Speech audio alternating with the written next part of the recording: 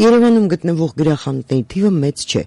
բայց դրանցից յուրաքանչյուրում թերևս կարող ես ցանկացած գիրք ձեռք բերել անգամ պատվիրելով։ Մեր մայրաքաղաքի ամենաաշխույժ գրախանութներից մեկը Բյուրոկրատ կոչվող գրախանութն է, որտեղ էլ աշխատում է զրուցակիցս, գրող, Բյուրոկրատ գրախանութի խորհրդատու Արամ Ավետիսը։ Ուշագրավ է, որ բոլորին վերջերս լույս տեսած երիտասարդ գրողի առաջին գրքի ողջ տպաքանակը սպառվել է։ Մեկ ամսում շուտով լույս կտեսնի գրքի նոր տպաքանակը։ Մեկ ամիս առաջ տպագրվեց իմ առաջին գիրքը, որը կոչվում էր Կույր կետադրություն։ Գիրքը բաղկացած է 3 փոքրիկ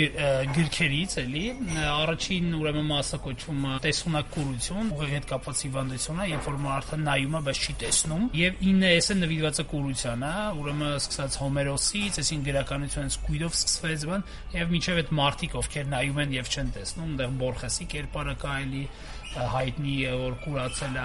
Երկրորդ մասը կոչվում է անհետացող քաղաքի քարտեզը, որտեղ քաղաքը հանդես է գալիս որպես կույր աչք, որովհետև ապրում են իր մեջ այդ կույրերը։ Եվ երրորդ մասը կոչվում է կետադրության համընդհանուր պատմություն, որտեղ գրականությունը հանդես է գալիս միակ ելքը կուրությունից, այսինքն դա միակ ելքն է, որ հանում է այդ փրկումը տեսունակուրությունից։ Մեկ ամսում ամբողջը վաճառվեց, հիմա նորից պիտի վերատպեմ։ Կարող ենք ասել, որ յուրօրինակ բեսելլեր ստացվեց։ Մի ամսվա, եթե ինձ թվում է Հայաստանում, եթե միանգամից, քանի որ փոքր է երկիրը ու հայտի դառնալու համար շատ բան պետք չի Հայաստանում, եթե մի ամսում 200 օրինակ վաճառում, արդեն ինքնստիկան Հայաստանի համար դառնաց բեսելլեր, բայց իրականում դա այդքան լուրջ բան չի, էլի, որովհետև դա նույնիսկ տխուր է, որ Հայաստանում, եթե 200 գիրք է վաճառում, արդեն բեսելլեր է, որովհետև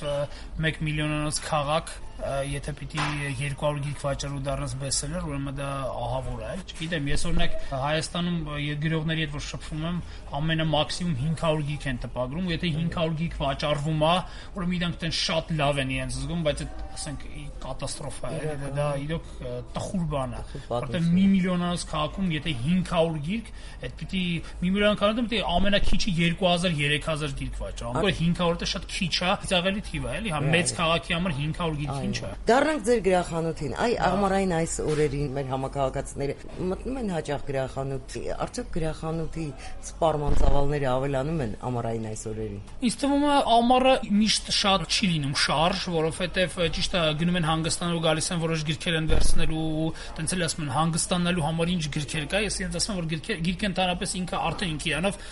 հանգստանալու համար է, այսինքն դա 21-րդ դարում իսկ մարդը որ կարդում է, դա իրեն թույլ տա կարողանա այս արագ ժամանակ շրջանում կարդալ, այսինքն դա հանգիստ է, շռայլություն է։ Տուրիստները ավելի շատ հետաքրքրվում են գրքերը, որը կապված է Հայաստանի հետ, այսինքն եւ պատմությունով են հետաքրքրում եւ նկարչությամբ են հետաքրքրում, բայց հենց հայկական։ Եթե գրականությամբ են հետաքրքրում, ես միշտ խորհուրդ եմ տալի սիմվոլիկ գոնե, ասենք տանեն, եթե անգլիական կամ ամերիկյան հրատակությունը, գոնե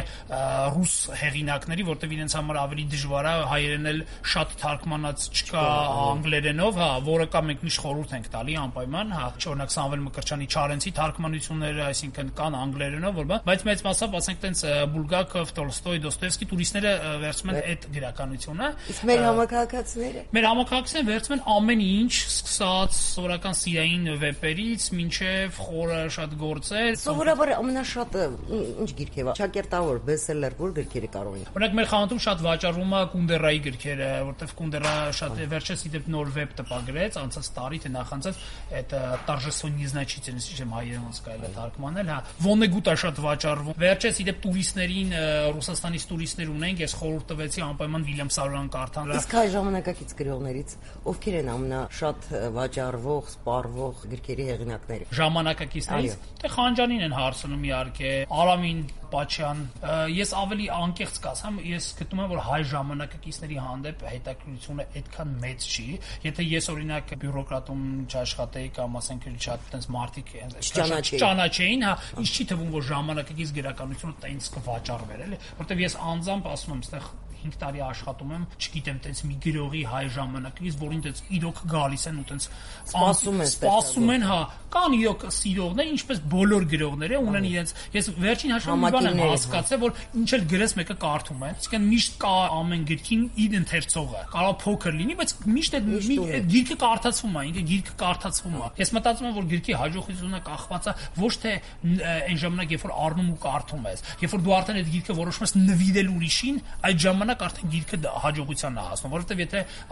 մենք էլ հայեր ենք, բոլորս իրար շատ լավ գիտենք, քաղաքը փոքր է, այդ 200-300 հոգին եթե գայսեն քո գիրքը առնում են, դա չի նշանակում որ գիրքի հանդեպ հետաքրքրություն կա, դա նշանակում որ քո ծանոթները վերցնում են գիրքը, բայց երբ որ արդեն իրենք ուրիշներին են խորհուրդ տալի կամ ուրիշին են նվեր առնում, այդ ժամանակ կարելի ասել որ ժամանակակիցի հանդեպ կա հետաքրքրություն, իսկ տենց հեղինակ ես չգիտեմ Հայաստանում։ Գիտեմ լավ հեղինակներ ժամանակակից, բայց որ ասեմ տենց ինչ որ մի հեղինակ կա, որի հանդեպ տենց ահռելի մեծ հետաքրքրություն կա, չէ, այդ սուտ կլինի որ ասեմ։ Գարանե Դանիելյան, Ազատություն ռադիոկան, Երևան։